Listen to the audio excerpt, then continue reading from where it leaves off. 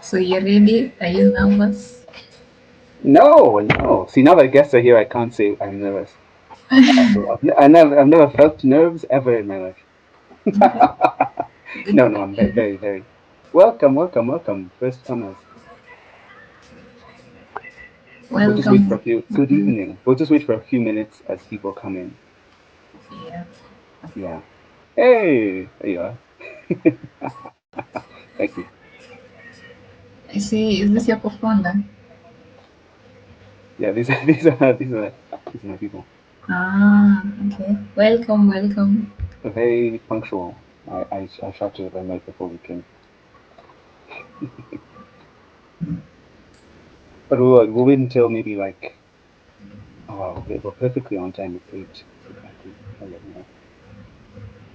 So I have to screen. So if you see me Doing turning my that. head, yeah. Okay, we'll just set up a bit. I'm gonna put up my camera to do something, and then at 8:05, so in 5 minutes, we'll start from there officially. Okay. Okay, that's good.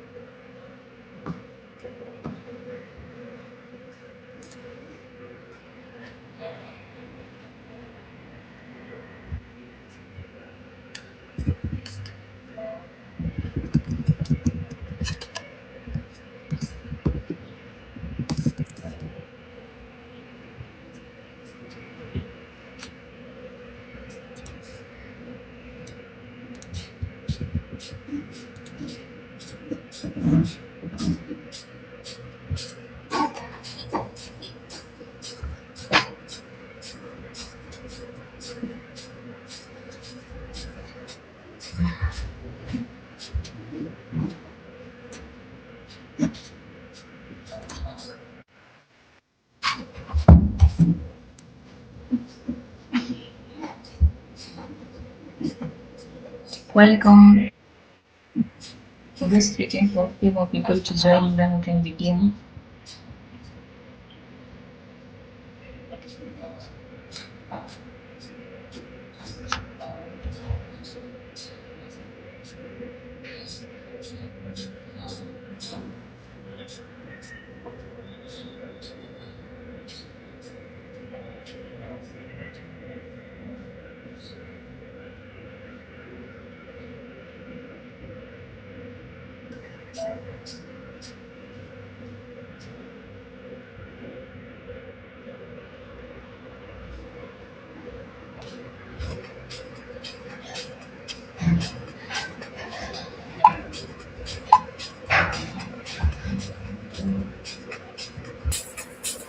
Oh, great, we have more people. Just 2 more minutes, and then we'll begin. Sorry for the Okay. wait. Okay. Yeah.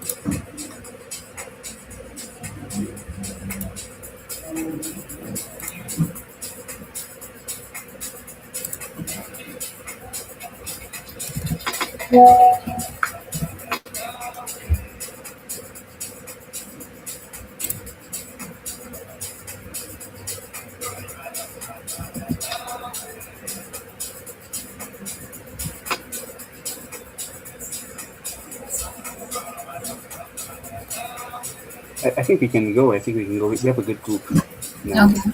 Yeah. You're a better timekeeper than I am. Oh, I actually I'm early. There's no, yeah, All right, thank you guys for joining us. We'll just keep going as the rest join us in a few. And yeah, this is an example. This is our second hangout. The first hangout was more of an introduction where just a second, I change the settings. for sure.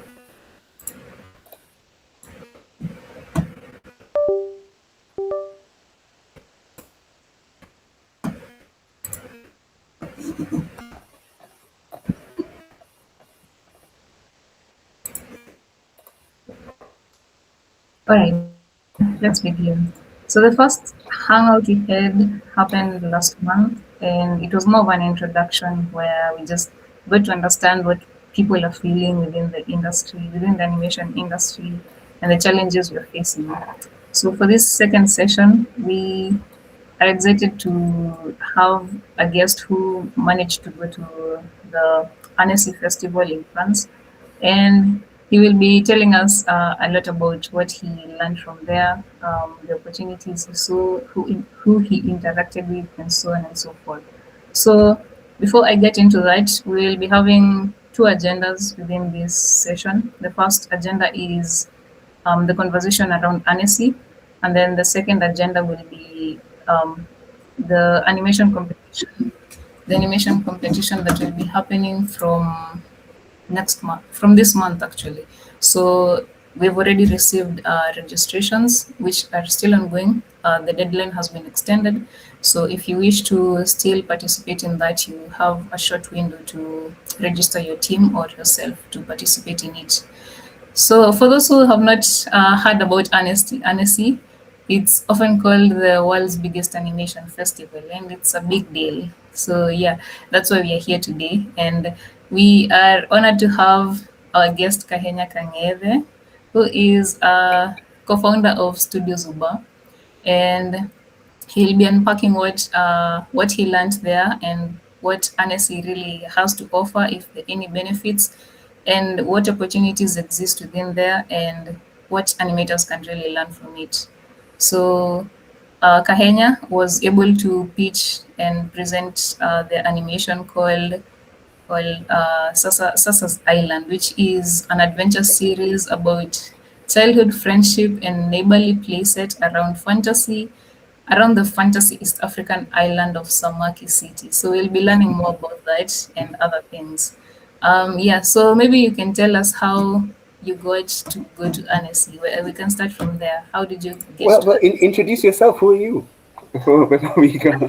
Thank you for the introduction. All right, yes. My name is Shiko Wainaina. I am the vice chairperson of the Association of Animation Artists Kenya, and I hold such conversations within another platform called the Creative Collab.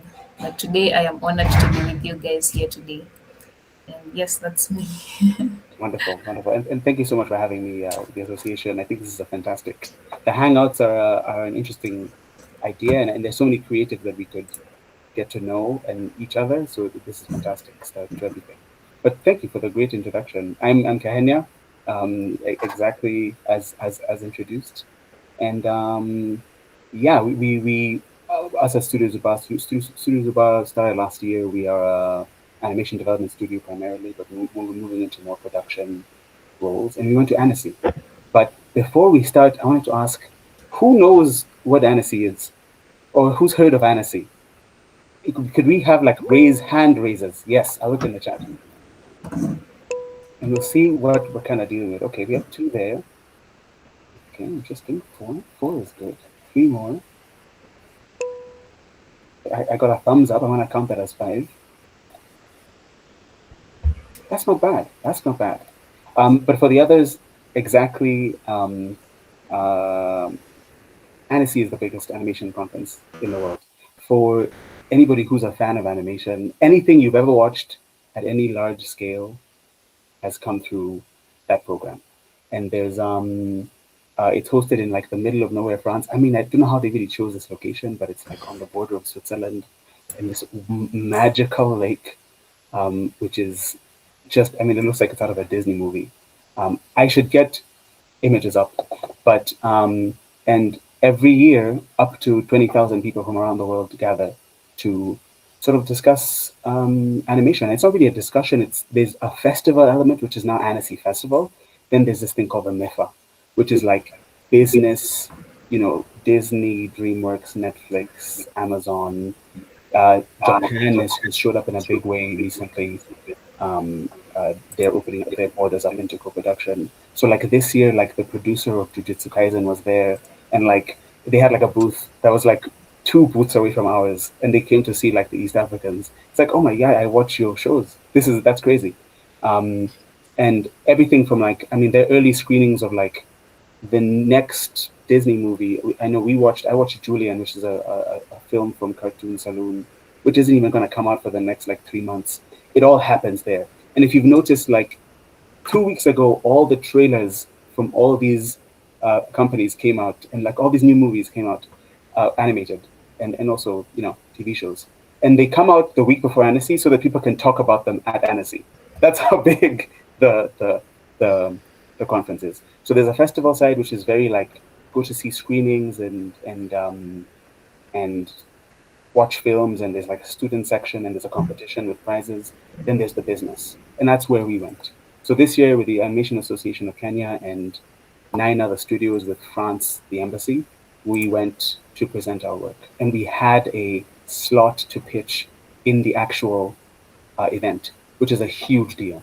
Let me get up some visual aids, but as I do that, I'll keep talking. But we basically pitched in the our show. So we're making a TV show which is for kids 6 to 8 years old, and we presented it there. Let me show you the festival here. I can screen share. Also, full disclosure, I'm on my internet's a bit interesting, so let me know if you're seeing anything. Just give me a heads up before I continue. Yeah, we'll just share this. This is the festival, and it's market, so you see the lake in the background. And it's hundreds. I mean, this year I think there were 16,000 attendees. And yeah, we can just sort of scroll down and see. And there's like this big outdoor cinema. And then like every night there are these parties from like big studios. It's a whole event. So we pitched actually in the schedule. We pitched right here. This is us. So it was this year we had an actual session, and it was 2 projects from Ethiopia. That's Sunday Morning and Grima's Wild Journey, and then Ebony Witch, which is Kenyan. I didn't even know Ebony Witch was Kenyan until recently. But yeah, Lydia, who's here, I mean, a fantastic artist with her team, made that pilot. If anybody's seen it, and then us, Sassa's Island, and then a studio from Uganda who did another pitch, and this was our session. But yeah, this is the festival. I think we'll start there. I don't know whether you want to like lead. Do you have like a way that you want to go into each thing, or should I just be free to speak? It's quite open. Okay. So yeah, but you've mentioned something about pitching. Maybe you can build a picture of how that happened. Yeah, just were you pitching to a panel, or how was the pitching taking place? Great. So we pitched in a oh, maybe I have a photo actually. The photos aren't up, but there was a photographer there. We So as part of the conference, as I said, as part of the business aspect, there's this thing called the MEFA, which is held in this big.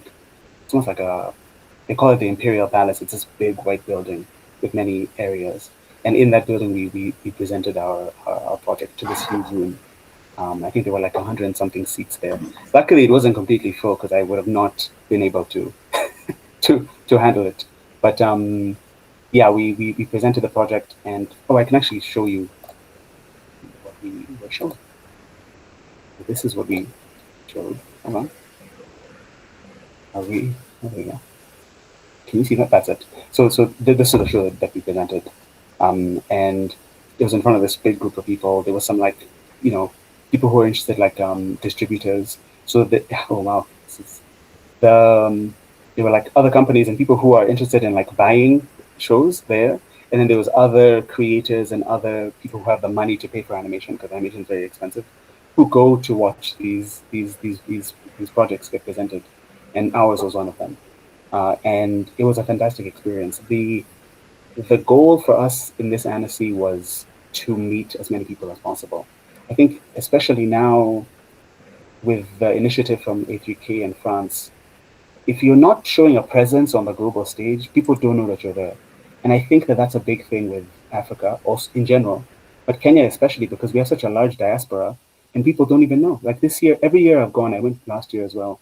A Kenyan has come to me and said, "Oh, I didn't even know that there were Kenyan studios. There were people doing animation in Kenya," because we don't have that kind of international presence. And now it's getting a lot better. Like, as I mentioned, Ebony Witch earlier is a global project. They're doing so well by themselves, and they're Kenyan. And with people like that and projects like that, we can start to see ourselves on the global stage, and maybe even eventually get shows made for us. Um, so the presentation was 15 minutes. We all got 15 minutes each to pitch. There were five of us, and then we went into like a flurry of meetings. Ironically, animation is very fun to make when you're like sitting behind your desk and drawing, but the actual getting it made is a lot of meetings and very boring, and people talking about very expensive things, which is we're interested in tackling. Yeah, but that was the pitch experience. I kind of blacked out the whole time when we started presenting. The the first line of the script, when I hit the button, it went to the second page. So when I started talking, it I started on the second thing, and in one split second, I thought I should have just left this industry years ago. I'm gonna become a farmer in Naivasha somewhere, and I'm just gonna like this is the end of my life. Why did I do this? And then it came back. Max, who's in this call, he was pitching with me. So that's my co-founder. Max is also here. But I remember seeing him in the corner of my eye, just like because he knew the script. He just like looked to the side, and I was like, "This is it. This is how it ends." And then from there, and then we went, and then we continued, and people started laughing, and we got a bit, and then we had a little. I'm not going to show it here because I want it to be finished, but we're currently working on a teaser, almost like the intro to this TV show now. So that's what we've been doing for the past 2-ish months, is producing this short little section. We're trying to make it look as good as this. So I don't want to show it now because I don't want to ruin the magic. But that was the pitch experience, basically. Yeah. That sounds quite exciting. So, you've mentioned that some people were shocked to know that they are Kenyan animation Yeah. studios. So, what do you think? Like, why do you think that is, and what did you see other animation studios doing that Kenyans are not doing that place them on the map? I think the biggest thing okay, I'll start with this. Last year I went and there was a girl who came. She was half French, half Kenyan, and she thought she was like the only Kenyan person, championing Kenya as a as a concept, And she was coming to like show her show. She was a student in France, and I heard her whole story. And then this year again, someone else, their family left, and like was born and raised in Kenya, but left doing animation by herself. Does not know that there's a Kenyan animation industry. And I had a thought about that because I think other countries, like if you look at places like even like Mexico, but these are more they're closer to. Actually, no, I'll compare them. Places like Mexico, South America does this very well, where there's a huge diaspora of workers, but they all know and they give back to the industry. Like Guillermo del Toro, who made Pinocchio, well, amazing other projects, but most recently Pinocchio, the animated one, and Frankenstein. No, Frankenstein, what's it called? Anyway, him, he, half of that movie was made in Mexico, and there's a lot of work done to bring back to the community, and there's a lot of like conscious effort to prop up local things. And I think the reason why we don't have that is because locally there's no, like our sources of funding are we just don't have the money. Like other places, I mean, even France, the reason why Annecy is in France is globally, France spends more money on animation than any other country as a country. And you'd think like Japan produces thousands of animes. There's a new anime every day about some random concept, and it's 20 episodes, and you're like, how are they making so much? But France still spends more money than they do, and it's a conscious effort to make France like the art hub of the world. And locally, we don't have that governmental support.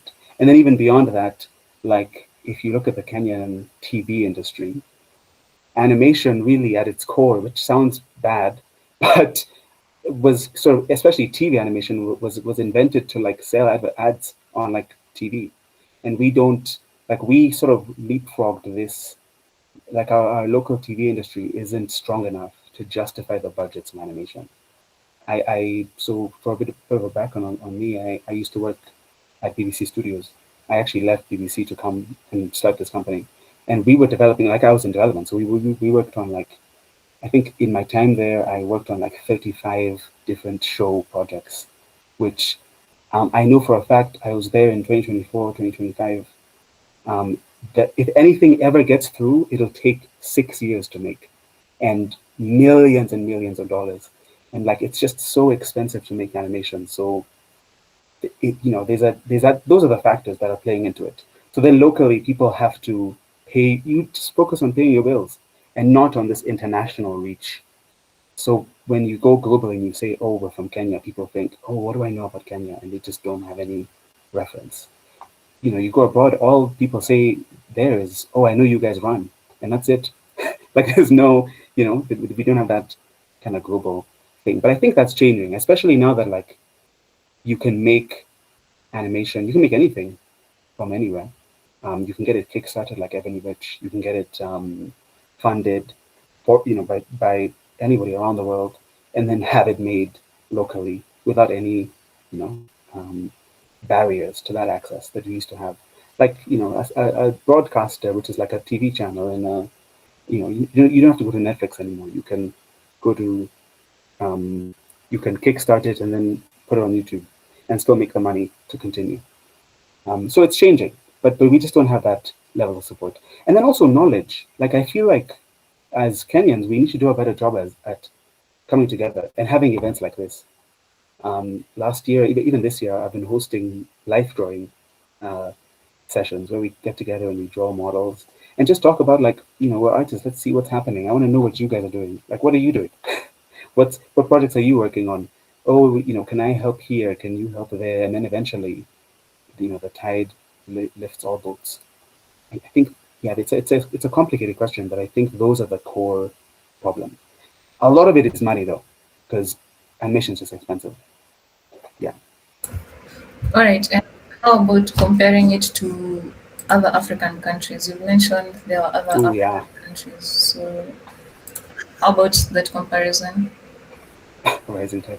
Um, who's doing well? Nigeria is doing very well. South Africa is doing very well. Egypt is doing very well. Ghana is coming up a lot. Um, but all of those places have a very healthy consumer market. This is going to get very boring. I'm sorry, but they watch each other's shows. In South Africa, you can make a show for South Africans and they'll watch it. And Kenyans don't really do that. We like to see what's good outside before we watch it. So the local market is not. It doesn't drive that. Like Nigeria, of course, there's Nollywood.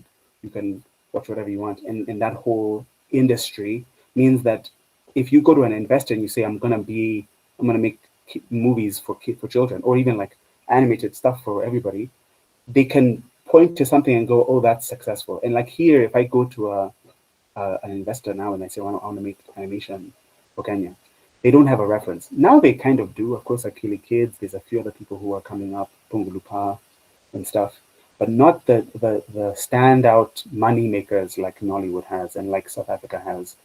And Egypt is a whole other market because they're closer to like the Arab world, and that's just a whole other pot of money that's showing up. Um, so yeah, it's if you follow the money, you can see why people don't watch Kenyan shows, and then that leads to nobody wants to invest in the audience because they don't, they think they can't make any money here, so then nothing gets made. That's why you don't see Kenyan anime. But like South Africa, wow, there are people in South Africa working on One Piece right now. I mean, like in a huge, fantastic global stage, incredible work. Nigeria at BBC, I met someone there who was Nigerian, who was like doing art for them, because he's just that good. And I met him at Annecy here actually. So yeah, there's a bit of that. Then there's a whole other side of like freelancers. What South Africans are working on One Piece? Ooh, we'll go through that as I talk about freelancers, because that's just at a company level. I'm sure a lot of people here are not in a big company or like in a group of people who are trying to get jobs to work on things. You might just be an individual animator, and in that case, let me introduce you to the joy that the only benefit of COVID and the pandemic was work went online, which meant that people could work from anywhere, and that led to like even Japan, for a better backstory on them, in the anime industry, Japan has a huge labor shortage. They cannot physically produce more anime than they are doing now. So there's a lot of hiring out. You right now, sitting in Kenya or wherever you are, can work on any show that you see on wherever you're watching anime. There's a guy called Malcolm Mope, who I'm gonna get up right now, who worked on One Piece. Let me show you his work. Entire screen. Hold on, bear with me. This is him. So like there's the side of like companies, which is what I'm interested in, which is like the I'm trying to get funding for my company to hire people. Then there's like, if you're good enough as an individual, you can do anything. So this guy, I mean, this is Project Lazarus. That's a Netflix production. Worked on Star Wars. Kizazimoto, if you've watched that, he directed episode 2, the like crazy one. What's this? This is the Witcher series. But individual talent. He does very good work, posted on Twitter. You know, the producers at these Japanese studios reach out and say, hey, you're really good. And then he gets hired. So like there's this side of like, as Kenya, I feel like we shouldn't also restrict ourselves to our government isn't giving us money and that's why we can't make animation. It's not really that cut and dry. Like you can work on anything you want from anywhere. And there's like a million more people just like him who are doing stuff that we don't see happen locally, especially. But this is a fantastic guy. He's South African, but I think he's actually born in like Senegal or something. Like he's West African, but he moved to South Africa. But yeah, that's Malcolm. But that's if you're comparing us to other African countries, it's that. And then there are Kenyans who also do this, by the way. There are fantastic Kenyan artists who are just working separate. Some of them are here, who are just great, and they're just working for international companies. And not only, maybe they might not interact too much with the industry locally, but like they're doing great work. Yeah, sorry. That's yeah. All right, those are great insights. I hope the Kenyan animators are taking notes. If you have any further questions, you can post them on the chat, and I will be reading them out. Yeah, within the conversation. So if you have any questions, just type them on the chat. Please do. Yes, and then we have an A3K community WhatsApp group. So if you're not in the WhatsApp group, just let me know. I am posting the link where you can register to join the WhatsApp group. So if you're not in the group, just check the link on the comment section as well. So maybe Kahenya, you can tell us, what technologies were there? What new technologies were people taking up that Kenyans are not yet at par with? Okay. I'm going to take that question. I'm going to go another way with it. Okay, the short answer to that is right now there's a huge AI scandal happening in Annecy. Because Annecy does not have an AI like that. They haven't really. But yeah, the AI was showing up in a big way. There are a lot of companies trying to figure it out. In terms of tech, that's just sort of showing up in a weird kind of dystopian way where people are trying to see where AI will land in the industry. Of course, people do not like AI in animation, especially. And most of it looks kind of bad. So there's a lot of that happening. But I want to go another way when you mentioned what Kenyans aren't doing. I don't think technology is the biggest bottleneck, or like it's not the thing that's setting us back the most as a country of artists. Individual, not even individual. I'm not going to say individual, because animation is a group medium. You can't make things alone. You can, but it's not going to be as good as if you did it with other people. I think we need to work on working together on things. Of course, now there's this A3K is running a animation competition. Participate in that. I really wanted to, and I floated this to the last administration, which was doing animation jams. Practicing our craft to an industry standard. What I think um, is a big thing is we as a country, I don't think we hold ourselves to a high enough. Oh, that's bad. No, I'm not going to say that. That's not a good way of saying it. I think we need to be more competitive with what we produce and hold out and like look at other things and say, can this be on that platform? Would I watch this anime? Like, would I watch a Kenyan anime? And like, what art is required for that? And then just to try to reach that level, and it comes with that group work and stuff. Um, and oh my gosh, I'm seeing some fantastic things in the chat. But the to answer your question, technology is not going to hold you back. There are a lot of anime fans. I don't know why we're on this anime point, but just to state it again, anime is still like 60% drawn by hand on paper. Like they still, most of that industry is, those drawings are no tech, pencil, paper, 2B pencil and a paper. And if they are drawing, it's like on a very basic program. Clip Studio Paint, you can get the lowest thing. I think it's like 5K for like the entry level thing. And you can work on that. And that's the same thing that your favorite animators on anime are working on. From like the 3D side, Blender is huge. Blender is definitely now the standard. Um, there's nothing holding you back in terms of tech, to answer your one question on that. I'm seeing some things on this chat. Leeds Arts? Who went to Leeds Arts? I got to, oh my gosh. There's someone who said other Kenyans working on One Piece. Not on One Piece that I know of, but we do have a Kenyan at Pixar right now. Lead animator at Pixar. There's a Kenyan. I'm forgetting his name. I don't know him personally, but he's done great work. He was part of this program, and he went, and then just is there now. So any other Kenyans? I mean, there are Kenyans everywhere, but we're hidden. We're very good at like. Someone asked me when I was there. I was like, "Oh, what are Kenyans known for?" Nigerians are known for one thing. There's a Nigerian on every continent. They're everywhere, and then the Kenyans are like we run, and like that's it. And then I think I was saying that like we're very good at being hidden in everything. And there's a lot of Kenyans everywhere. Oh yeah, someone has mentioned local languages as a big setback. That's true. Local languages is a big deal. People are not going to watch it if they're not if it's not in their language. But how do you even get the funding to do the local language?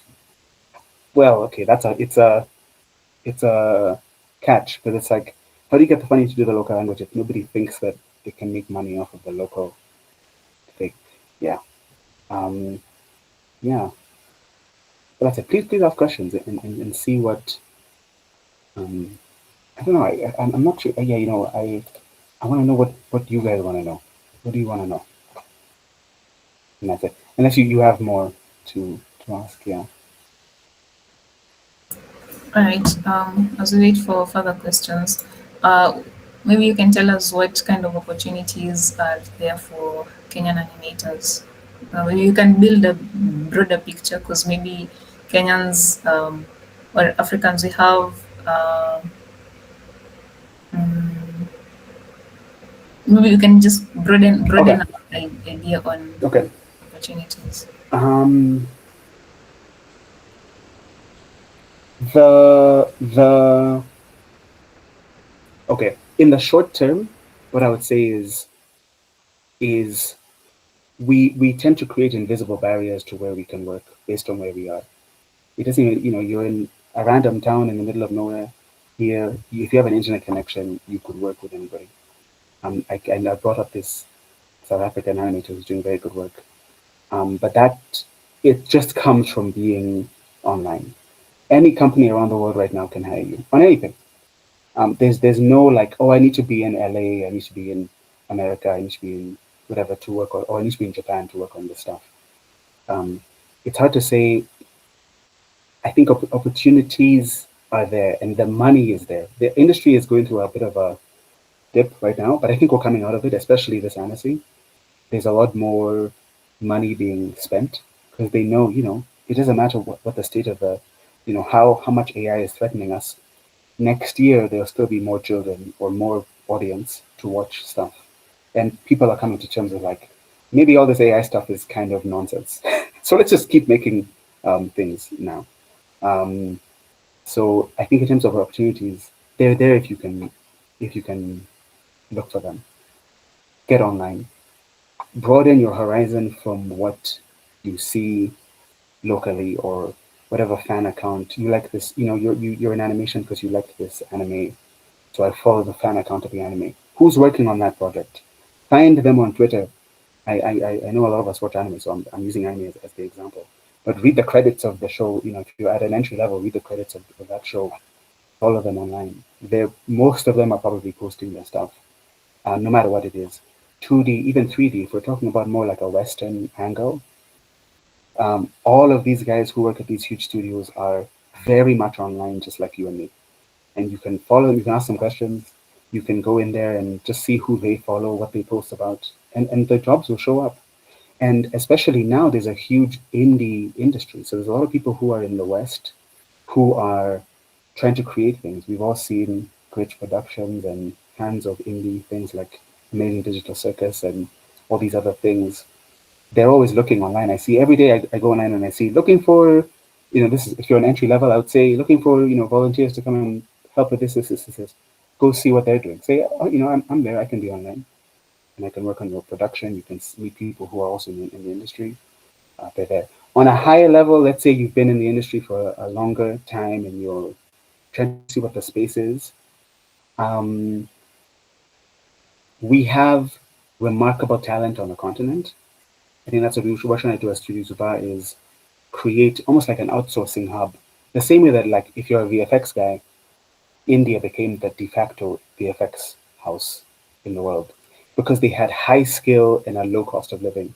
And we have like the perfect recipe where like, you know, Sony Animation, who does K-pop Demon Hunters and all these other, and their VFX arm, which does all these other big movies like Spider-Man, etc. They they don't have animators anymore in the States. It's all in Canada. But like if you look at the Canadian cost of living and then Kenyan, and you look at the talent, like it's the same. We could have the same level of skill. So, seeing Kenya as more as a like the next frontier of skill, I think is the next stage. So us as a company, we're trying to sort of develop a base of very talented individuals and then present to these large companies that we can make your TV show. Like, you want to make the next season of One Piece? Let's let's train people and have the base here so we can do it here for cheaper than you would be doing it in Japan or in LA or in London or in India. Um, I think that's kind of the future for like a mid-level approach for things. But yeah, that's it. All right. I'll ask one more question, and then I'll leave it to the others to ask their questions. Yes. Sequel is asking if they can open their mics. Yeah, sure. I'll let me ask one more question, and then I'll leave it out to the rest. So, other than creativity, what stood out around the business side of animation? The business side, um, everything is money. Wow, this is this. I don't want this to be sad. I'm trying to think of like a positive. But do you know who here knows how much TV shows cost to make? Um, I really, I think that was the biggest wake up call when I went to work at BBC Studios. I was able to see the budgets before, your very mid level animated cartoon out of the West for kids, really, for very young children, for like preschool, millions and millions of dollars. 3 years, it'll spend at a studio. They'll spend, you know, 400, 500 million Kenyan shillings on on our TV show, and that's to hire 150 people to work on it for 3 years, and it's grueling. And that's 25 episodes. You're a big fan of Adventure Time. That was done in Korea. Probably cost 6, 7-ish million to make one season. That first season. Then it got more and more and more as you go on. Um, the going to Annecy, you begin to realize that like the way that the money works is how the shows get. Like, if you want to, the way that the money determines how the show gets made, and the structure of how that money is paid for determines how the show is made as well. This is so for the nerds here. In America, usually it's one company will make something. They'll pay for from the beginning to end. So Disney wants to make a movie, even actually. They want to make this new movie. It's called Frozen. And what we're going to do is, for the next 6 years, we're going to pay out of pocket. We're going to hire everybody ourselves, pay for it ourselves. We're in the negative the whole way until we release the movie. And it's cost $600 million to make that movie, but it's going to make 1.2 billion. Same thing, Cartoon Network, Adventure Time, we're going to pay for it. Warner Brothers is going to pay for it. Beginning to end, 4 years, you're millions of dollars in the hole, and then you release it and it goes out. So it leads to, like, that's why people move to anime, because what happens is it's such a huge investment from one person that the decisions, creative decision making becomes less. So, like, shows become more bland. And then everybody started watching anime. Anime is different. It's a committee. They have, like, the toy company, the manga company, the creator, and then the animation studio will put money in, and then they'll make Chainsaw Man. So the committee will decide, okay, we'll do this percentage. This is how it's going to work. So they can take more risks because they're splitting the risk. Same thing in Europe. They'll have Germany, France, America UK will make something. And, like, when you go to Annecy, you start to see that. That's how every show that you've ever watched gets made. And, like, the structure will determine how things work. So, like, as Kenyans, we have to sort of figure out where we fit in that piece. I hope that answers it. Yeah, that was a really good answer. Really. Um, I will open up to anyone who has a question. Yeah. Even There was some here. Here's actually. Someone said, yes, there is a Kenyan at Weta right now. Right now? Ooh, I don't know about right now. But there was Yvonne Muinde, who came back to Kenya. She was the head of matte painting on Avatar 2009. Like, all the backgrounds in that movie, like the far backgrounds, she was like the head at Weta to do that. Kenyan lady. Who knew? She's now here for the VFX people in the group. She's in the country trying to build a VFX space. Exactly what I just said, where it's cheaper to make things in Kenya than it is in New Zealand. Where's Weta? And LA. So it's cheaper to make things here than LA. So she wants to bring that experience to Kenya. So look up Yvonne. This might be the presentation time of the call. Oh, there's a hand raised. Oh, and it's gone. Yeah. So I was asking.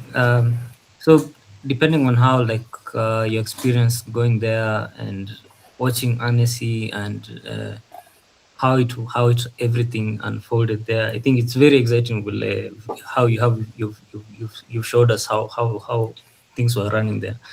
So, like, what would you say for us, like, as Kenyans? What can we, like? How can you do? Even like how did you even manage? To maybe like come together, build a team, and then build that show? Because that Abado, I don't know what that show is all about. Nimeona, like, it's a really good visual. Nimeona hapo, I've seen. Mm-hmm.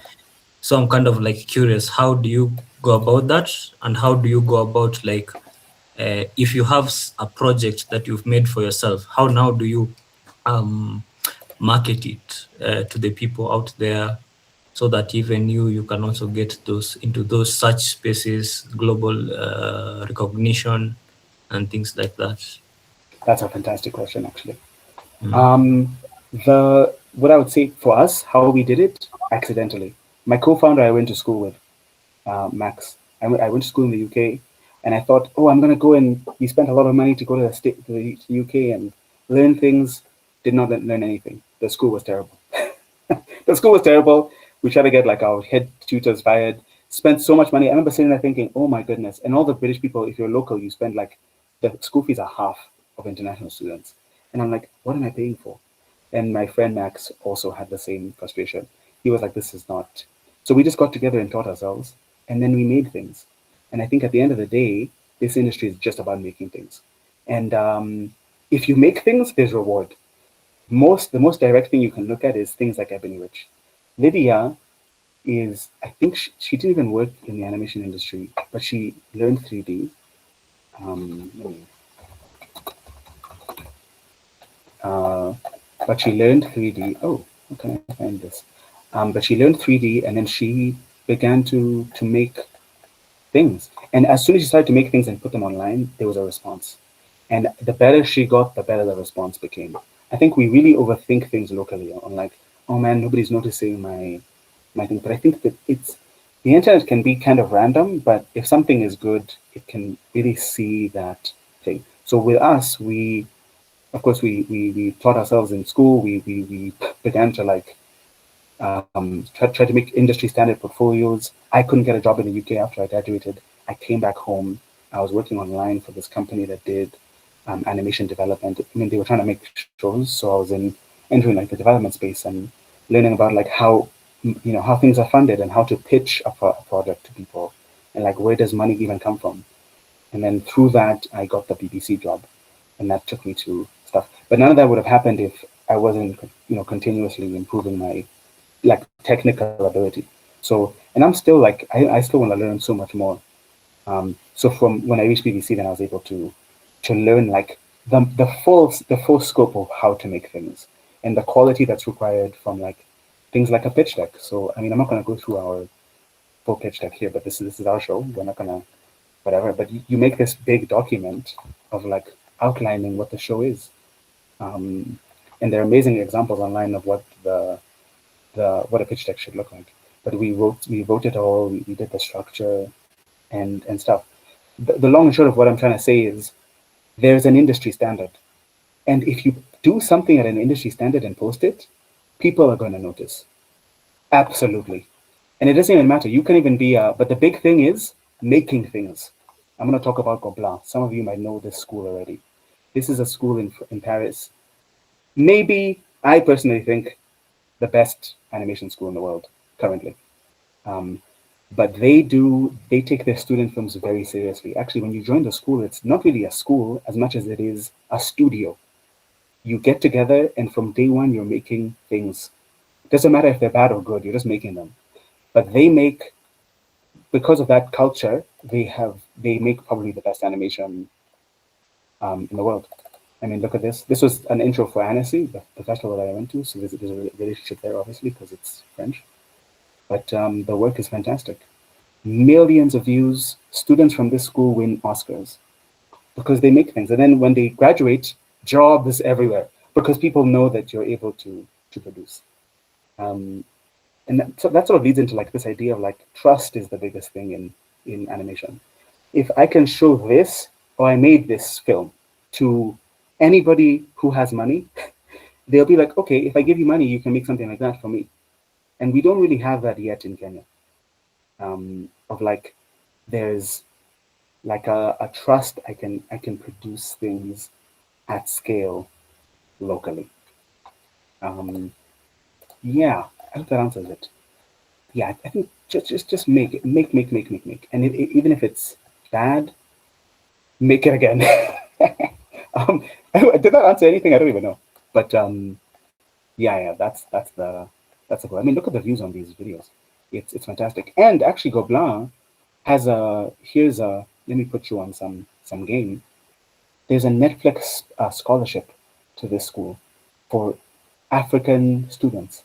If you live on this continent right now, you can apply to this school at the undergrad and the master's level and get a full scholarship.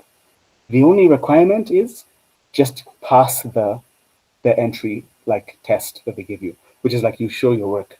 If you can pass an interview at this school and your portfolio is good enough, you can get a full ride. They'll pay for everything, your house, the school fees, the whatever. And South Africans are benefiting from this. Egyptians are benefiting from this right now. This film right now, a friend of ours, Max here, who's in this chat, but this is a film, a graduate film from someone who received that scholarship from Netflix. And she's a fantastic Egyptian animator. This was about Palestine, and there was a boy killed by an airdrop. Let me search Netflix Complan scholarship. Yeah, there's something like that. Oh, here we go. Yeah, there's a, so this is it. Oh, this is from opportunities from to Africans. I'm gonna share this in the chat. People can read. But if you're born here, you can go to the school.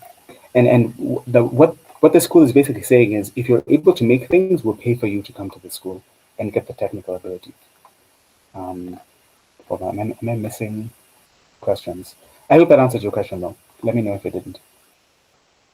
Yeah, yeah, it's good. It's okay. It's okay. I think we've answered it well. I think there are a few questions they are in the chat. Yeah, Maybe. I'm just seeing them now. Yeah. Can I ask, is it with the 3D animation with this era of AI? Yes, yes, it is. I'm not convinced by AI just yet. It's not very, it's not good yet. And tools will come, but learn it. Don't get discouraged. What are some ways to make money as a beginner animator? Oh, I think that's interesting. Define beginner. That's a complicated question. I'd say work for your, or like go to indie projects. Go on to twitter.com, twitter.gov, and search indie animation projects, and then just search, hey, listen, I'm whatever, and usually there's like, try to find ones which are paid, or like groups which have some sort of funding, and then try to attach yourself and learn as you go. What would be your advice to someone creating it? What would be your advice to someone wanting to create an animated film? Which one would you advise to go for, 2D or 3D? If you can do 2D or 3D, why not both? 3D is much harder, a lot more work done, but if you're good at it and it requires more people, there's so many roles in 3D. 2D is a pencil and paper. Yeah, so if you're a beginner, I'd say 2D first. It's just simpler, shorter. It's cheaper also to do.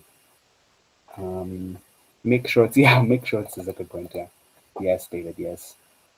As a pixel pushing animator, why should someone is asking? As a pixel pushing animator, why should I aim to go to Annecy? Even as a freelancer, what should I do to maximize my experience there? Should I learn business? There's a whole other side of Annecy, which is freelance work. As a pixel pushing freelance animator, it might be very valuable to go to Annecy because that's where all these large industry clients are coming to look for professionals. And also, it's where work in progress films, TV shows, commercial studios are going to show their work. So if you're freelancing right now and you want to go in, like, maybe you want to look for a different client set, Annecy could be a fantastic place to do that. You're going to go there. For example, I went with, doesn't really know Nadia. I wonder whether we have Nadia's work up here. But she's also a Kenyan artist. Nalo Studios, which is Kenyan. Fantastic. They're doing games right now. But she went to Annecy not with our group, but to look for clients. And all the clients that are within that space are there. So you go and network and you find people. Like we found some producers who are working on a film that we might try to jump onto. It's the same. It's almost like treated almost like an investment into your client base, because you'll find the people who need the work, who you can do work for eventually. Shani was there last year. He got the scholarship. Yes, actually, yeah, you're right. Actually, Kelvin was there. You're right. Actually thinking of. Yeah. Serenare. Yeah, it's one word. This is a Kenyan who benefited directly from the Gobla scholarship. And if you talk to him, he would tell you just how revolutionary it is. Because you go from, not really, you're forced to become industry standard. Forced. You cannot slack at that school. And Kelvin is fantastic. He's a great artist. This is his work. So he's working right now with a lot of people. I mean, look at this stuff. This is a Kenyan right now. You wanna? I would say, I don't know whether he's hiring interns, but if you're interested in this kind of stuff, definitely message him. Very quietly making incredible work. From Chris, from your time at Annecy, what's the general view of AI use in animation? Very negative. Annecy's history comes from this is our moment to relax. We've worked so hard. We're gonna show each other our films and lay in the grass and very artsy. So coming, generative AI is fundamentally based on like stolen. They just stole everything. So the attitude is, why should I care if you just stole everything I did? Oh, IG link for this I can. Sorry. Yes, please remind me to send. Thank you, Vic. IG links for this. I'll send you Vaughn's also. You can look at this. This is good. She's doing real hacks. But Annecy, I mean, AI is very negative right now. I think there's two sides of Annecy. There's the corporate side and then the artist side. The corporate side is they're a bit more, they're listening, but they're not openly looking. But all of them are behind the scenes looking at AI because it's supposed to save them money. But nobody yet has found a way, as far as I can tell, to make AI work in a production. I think we too often think of animation as making a pretty picture and like, oh yeah, I've made a pretty image and it works. Usually to get to this image, there's like a billion other problems which AI really struggles on doing. So AI is very good at putting like a very, polishing a turd, so to speak, very well. So it looks great. You're like, wow, okay, that's shiny. But when you really dig into it, it's very hard to get the result that you want to get into. And that's the problem with AI. Not the guys are trying to make AI for animation. Okay, get this here. Yeah, there's still a lot. Like regardless of all of this, there is still a lot of AI being done, but it's just not being used for commercial needs. So like, yeah, you'll find a YouTube account doing AI films, but is that from like the people who are can that make $1 billion? Is the question actually. Right now, people are asking, can AI make $1 billion? Will people go to the cinema and pay money to go to watch a thing made by AI? And currently, the answer is no. It's no, and that means that they're not going to invest into it the same way that they are anything else. Because we all see it. I mean, every WhatsApp group is flooded by another AI video of like some other thing, and people are coming to. There's some patterns showing up, and it just doesn't feel premium enough. All these are yet also. It could change. It could definitely change very quickly. Yeah. I think that's it. Have I missed anything? Yeah, make shorts. That's it. I think Um, that's it. Mhm. yeah, so I wanted to ask, because I think at a bit time now. No, okay. Yeah, So, yeah, because also I wanted to ask, like, even like right now, even as I speak, we kind of also have like this thing that's going on, that we are trying to also get some Kenyans to get into the Japanese outsourcing gigs, even yes. like through K. So I'm kind of asking from also like your experience now. Like you've said you've also worked with the BBC. Is it BBC Studios? Yeah, BBC Yeah. Studios, yeah. Okay. So like how do we manage, even as amongst ourselves, sort of to balance out the kind of work we do for international, and also like how do we also like give it back to Kenyan for Kenya, so that we are also able to not only just be mercenaries for hire, so to speak, yeah, Yes, yeah, so that we're yes, just not mercenaries, to where also we are able to do our things for ourselves, that also Kenyans can like and watch yeah. and market. Yeah. I'm sure you've seen this already. You might have, I'm not sure. But there's an Indian film, which, and they're making it look like, oh, hold on, is this not the right one? This is the right one. Sorry. Um, but of course, it's part of this big series, and then now it's going to be animated. Oh, look, he goes into the animation world, and it's this. And some of us have seen this already. Fantastic. Everybody was like, oh my god, it's Indian Arcane. What? And it's not in English, obviously. It's for the local market, but it looks like this. It looks fantastic. It was an Annecy. People loved it. Huge. There's a local market there. That's all to say that, especially with the third world, and if we don't have, I was at BBC right now.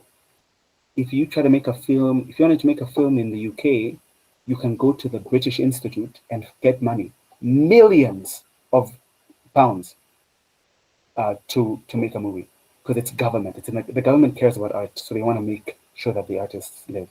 If you're in Ireland right now, you can actually apply as an artist and get a minimum wage just by claiming that you're an artist. You can get that money. And the countries that don't have that kind of support will have to do the mercenaries for hire route. India, some of the best, not some of the best VFX work, the best 3D artists in the world are there from doing mercenary for hire work. So what happens is when they want to make stuff, they'll make stuff like this locally.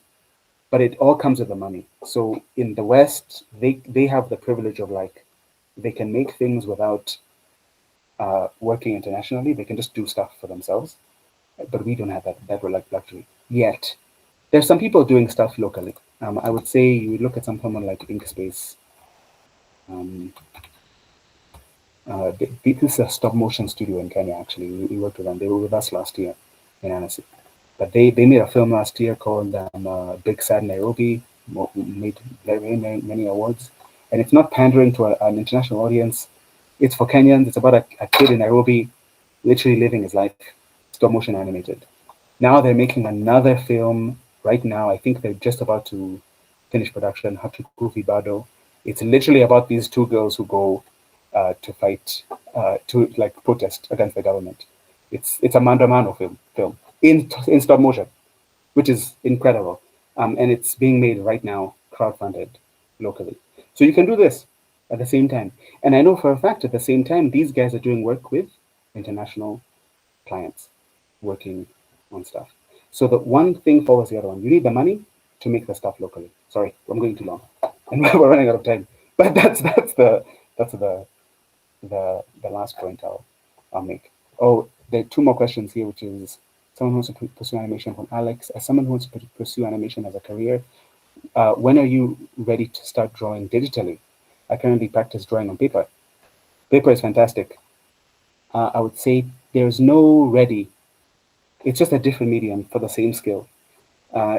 Digital will not change. It might change your art because of the feeling, but it's not. They're perfect. If you're good drawing on paper, you're just as good drawing on digital. It's the same. It's like pen and paper. It's just a different medium. Yeah. For 2D, what's the best software for 2D that can work on any laptop or desktop? Because it's 3D software to crush. There's a lot of Clip Studio is very good, and Clip Studio goes on sale, which is good. I would say, yeah, Photoshop. If you're more like, if you're not an animator, then Photoshop is the standard to paint in. Clip Studio is there. There's another one that people use we can play on the name of. But oh my gosh, Open Tunes. If you want to, Krita is free. Yes, Krita is free, right? Yeah, it's free. Krita is free. Open Tunes is free. This is the program that Studio Ghibli uses to animate. It's open source.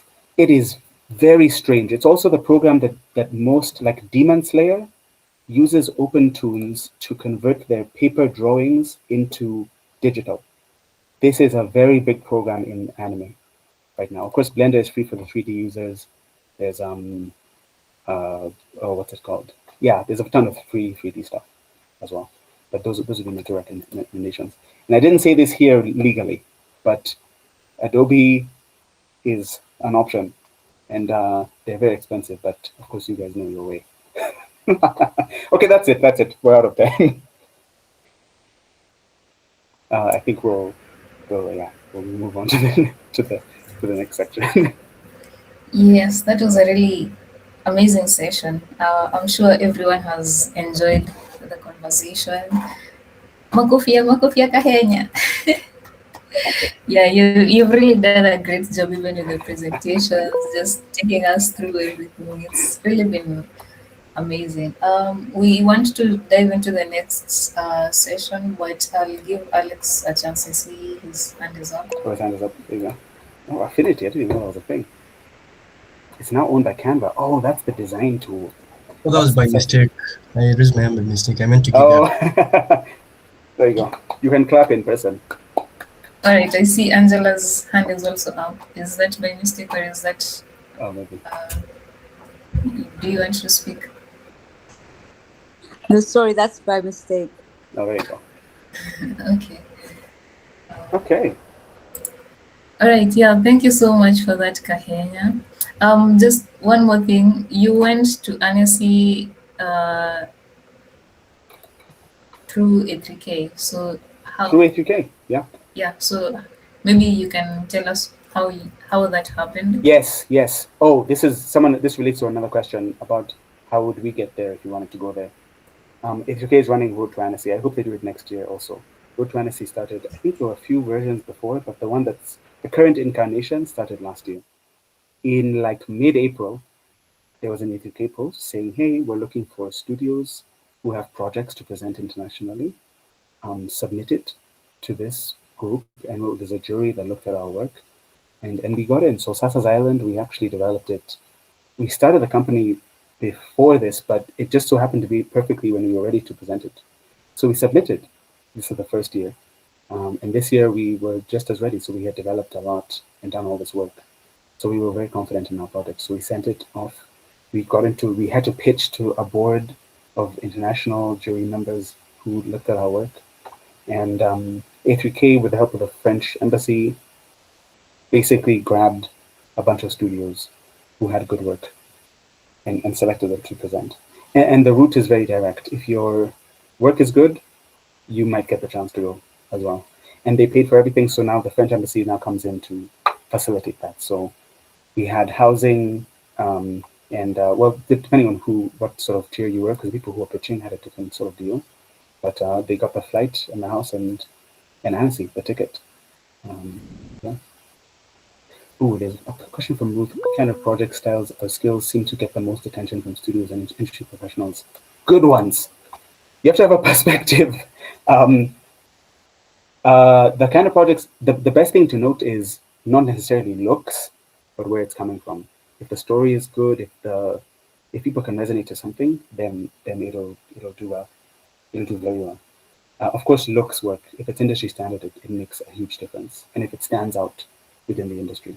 So right now, people are moving away from like the traditional 3D Disney look because it's too boring, and now AI can do that. So there's a lot of 2D. You're seeing a lot of 2D work, a lot of 2D effects, a lot of like very French. It's very like arcane. I hate using that word, but it's a mix. People want to just get the impact, and they can, get that as any way they want. Sorry, yeah. All right. One more from what says, and then we close the session. We move into the next. John. Sure. Yeah, hi. Hey, Hi. How you doing? I'm good. How are you? I'm very fine. So I like this. Thank you, Bridget, for having this session. Like, the one thing I like about Bridget is she has really challenged the way we look at this industry, and Yeah. every day the way she has really tried to bring us a new thing. It has also showed us the gaps that we are having. Because the challenge that we have mostly is we work alone. At least most of us would want to stay in that cocoon, but such meetings, they really break that. Yeah. So maybe my question is, so this is not really a question, but is more of also a suggestion at the same time. Is it possible we have sessions where we look at how to package our animations? Yes. Because some of us have good ideas, they can actually execute it, even though not the best, but at least good enough. But the packaging is a problem. Even how you present it, Yeah. how do you pitch it? Having such sessions can really help, so that the next time is more competitive. Even when you're saying like we are going to Annecy is a competitive opportunity, because if we have very few people who only know that, it can be a challenge. So yeah, that's the thing. Yeah. Yes, we will look into that. And Kahenya said he has contacts, so be on the lookout for uh, upcoming hangouts, which are going to be as engaging as this one. Okay, just one last question, last for real now. And there's one from Jimmy Gitonga. He's Oh yeah. asking, when you say perspective, what do you mean in terms Ooh. of ideas and concept art? Yeah. So because I mentioned earlier how what stands out, and I said it's your perspective. Yeah, the type of story. There's a thing about like I don't know where I heard this, but audio. Oh, I know where I heard this actually. It's very random, but they were talking about how like visuals don't matter when we watch things. Like pay attention to if you're like me and your TikTok is full of animation, of like people randomly doing drawings. You can have really bad drawings, but if the idea is there, people will still watch it. Like you could literally scribble on a paper, and people will still have it because the idea matters more than anything else. If the idea is compelling, for example, we had last year there was a project called Sunday Morning from Ethiopia. Um, they presented a very simple, very clear TV show idea, incredible idea. The work was industry standard, very good looking, but the idea was solid. And this year they got into the biggest pitch session. So I mentioned that we pitched in like the MEFA building when we pitched. They had like an auditorium that they pitched to this year in the official selection of Annecy. And they won this big Disney award in the end because the idea was good. Not because the looks, but the idea was there. So idea is really good, really big too. Yeah. All right, I see David Alex is saying there's something in the oven. Oh, We're looking forward to that. yes. And was it you, David, who said that you were going to lead that? Please send me a message, whoever that was. I'll be. I want to know. I want to know. Yes. What an experience. Oh my, yes, yes. Michael was our tutor. I'm not trying to. You're exposing us too much. Too many first names. Oh my, wait. No, not Michaela. Michaela was not the one. Michaela came afterwards. So these are our university lecturers. After Michaela came after us. But the other guy. Oh my god, yeah. So that's it. Anyway, sorry, we can move on to the next section now. Yes, that was a really great first session. So we're moving into the next session. You've all of you have seen the animation competition that is yet to begin in next week. So I will hand over the mic to the organizing team, and I think Dennis is the one taking this up. So maybe by the show of hands, how many of you here have registered for the animation competition? I have. I was telling her earlier that we're putting together a team. Is I don't know if You I can raise your hands if you've registered for it. There we go. I see some of my team members are here. All right, awesome. So Dennis will take over and guide you on how the competition is going to take place, and any other information that may be important during that season. Yeah, Dennis, over to you. Awesome. Thank you very much, Bridget. Kahenya, great job getting to invite us into the world of Annecy and getting to share the nitbits and even the artists that have inspired, this part of the conversation, getting to see other Kenyans getting to do some great work and exposing them. That's really awesome. So thanks. Thank you very much. Yeah, and I'm sure he'd be very willing, like anyone who's preparing to go there, I'd be willing to guide you or to have a discussion more about other things, right? Absolutely. Yeah. Awesome, great. So yeah, my name is Dennis. I'll be representing the association, the awards, not just the awards but the competition jury and all. So this is what.